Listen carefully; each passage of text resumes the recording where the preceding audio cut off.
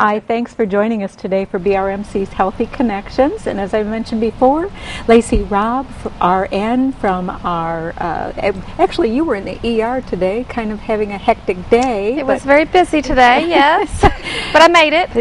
And we're so glad you did, because we've got a lot of information, new information to share with the folks watching us about what's going on with the trauma designation at Baxter Regional. Give us an update. Okay, well, we are officially now, last month, we started activating our major and moderate trauma patients. And what that is our patients that are traumatically injured, such as in car accidents, drownings, burns, things such as that, high falls.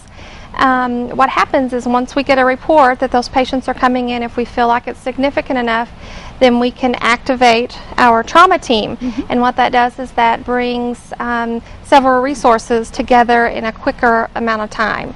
So it allows us to provide better care for our patients and get them to where they need to go quicker. That's wonderful. I know, piece by piece we put things together, and we're always growing at Baxter Regional. And I think back to when we started with putting on all of the ambulances the capability of, for instance, if someone had a heart attack, they were sending all of the information back to the ER long before the ambulance arrived, so that a team could be put in place. So this is the same concept. Same concept. They are there. Hopefully, what we would like to happen is for them to be there when the patient arrives. Now, it's not always going to happen. If we only have a 5-minute warning, then that can't happen.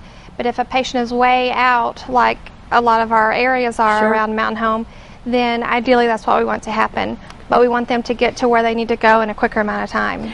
So once that information comes in, at that particular time, is a decision made as to who to bring in? I mean, are there different We folks? have a trauma team 1 and a trauma team 2, and our trauma team 2 just consists of lab and x-ray, and that just brings us those resources to the patient's bedside so that we get our results quicker, and then we can better provide care for them. Now, our trauma team 1 is several resources. That brings us our surgeon. He responds to the patient within 30 minutes of that activation time.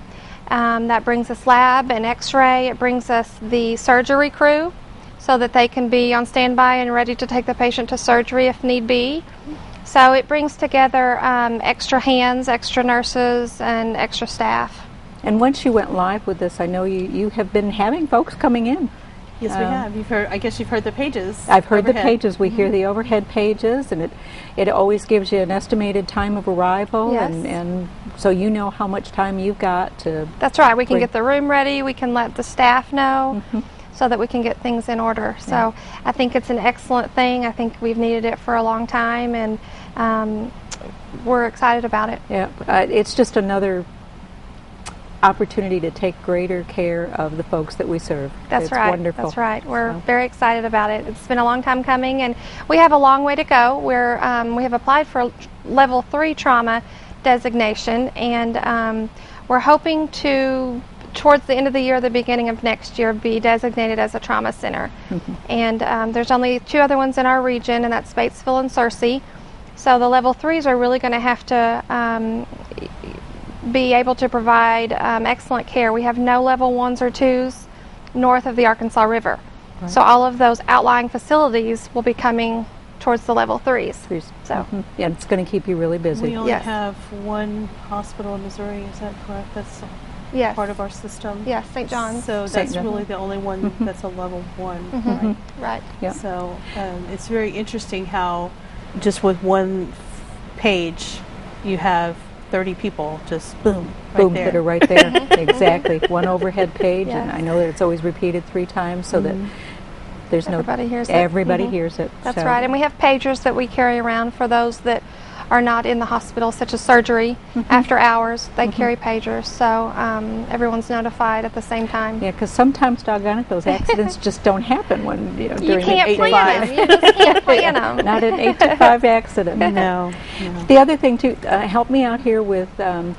This question has come up before from folks when I've talked to them, and they know that we're going for the trauma designation, the level 3, and they say, well, how come we're not a 1 or a 2? And I said, well, we can't be because, if I'm correct, Level 1, you have to have a neurosurgeon. Right.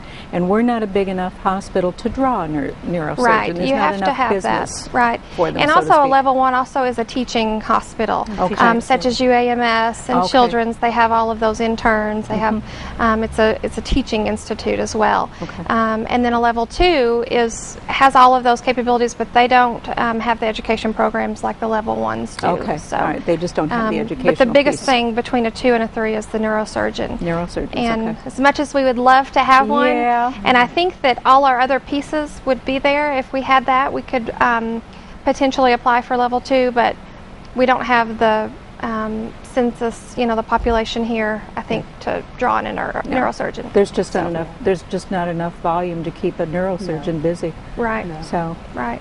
which is the That's only beauty of living difference. here. That's right. Has That's right. its benefits. So. Right. Right. But, well, Melody, what have you got for us? I know you were going to bring some information today too. I was, and I did And actually. I'm glad. What do you got for us? Well, I kind of thought about going back to school and some of the things that, and they kind of talk about things like, making sure that you cross at crosswalks and you do these things on your way to school and on your way home from school and while you're at school. But what happens if you're a kid and you're coming home and you're going to be there by yourself? And there And are a lot. They there used to are a call lot them of latchkey children, kids, yes. and I don't know if they still do or not. But yeah. But there are a lot of children in our area and other outlying areas. So I went to the Red Cross and I kind of looked to see what they told us. And some of the things that they say is that if you're a parent and you have a child going home by themselves, that they need to make sure they call you when they get home. And you need to have a good set of ground rules, and those need to be set up before the kid goes back to school and not when something happens to make you think about that rule. They need to know who is allowed over and who's not. They need to know whether they can cook or not. Just a whole bunch of different things. One of the things that they say is that you should post an emergency phone list by every phone where the child can read it. The child needs to know who they can go to in the neighborhood and who they probably shouldn't if they have a problem. They need to have plans in place, and every family, we talk about this when we talk about fire safety as well, every family needs to have an emergency plan so that they know what to do. Even if you're not there, if there's a fire or they're injured, they need to know what to do. The plan needs to be written down, and the child needs to know where it's at, just in case something happens and they're thinking, oh, I know I'm supposed to do something, but what am I supposed to do? Right. Always have a first aid kit that the child knows where it's at, knows what's in it, knows how to use what's in it. There is safe sitter classes, and I think we're going to touch on that a little later, that can help them with some of those safety skills. Flashlights. Everybody needs to know where the flashlights are in the house, and they need to have batteries in them. And that's a bad thing at my house. We are never able to find a flashlight because it's always in the trunk of my car with my camping stuff. So we have to go outside to find a flashlight. So once the lights go out and the storm is, then we got to go out to the car. Then we have to go out to the car and get the camping gear. You need to keep guns and knives and power tools and things that can injure a child need to be put away. That's just, they need to be under lock and key, and they should not be able to get to them if you're not there and without you with them. The same with potential poisons such as detergents and pesticides and those types of things, and medication. Okay. Can I ask you to hold that You thought bet for you just can. to make? We need to go to a commercial break, and a couple of things I wanted to go back over with you Okay. when we come back from the break. So betcha. don't anybody go away. We'll be right back.